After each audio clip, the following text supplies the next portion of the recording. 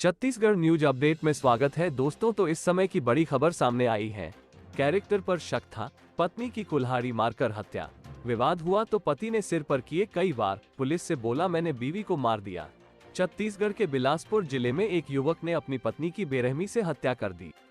उसने अपनी पत्नी को इसलिए मार दिया क्योंकि उसे शक था कि उसकी पत्नी का किसी और लड़के से अवैध संबंध है।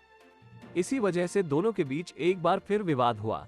तब युवक ने कुल्हाड़ी से पत्नी के सिर पर कई वार किए, जिससे उसकी मौके पर ही मौत हो गई।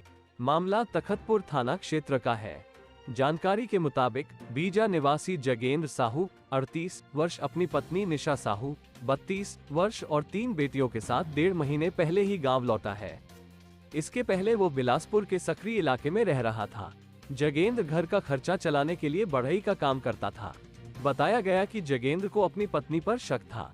उसे शक था कि सकरी में पड़ोस में रहने वाले किसी लड़के से उसकी पत्नी का अवैध संबंध है। इसके चलते दोनों के बीच कई बार विवाद हो चुका था। बात इतनी आगे बढ़ गई थी कि 1.5 महीने पहले जगेंद्र अपनी पत्नी को लेकर गांव में आकर रहने लगा गया था। मगर दोनों के बीच झगड़ा शांत नहीं हो रहा था, बार बार विवाद होता था। रविवार सुबह दोनों पति पत्नी खेत में घास काटने गए थे, मगर वहां भी दोनों के बीच इसी बात को लेकर विवाद हो गया।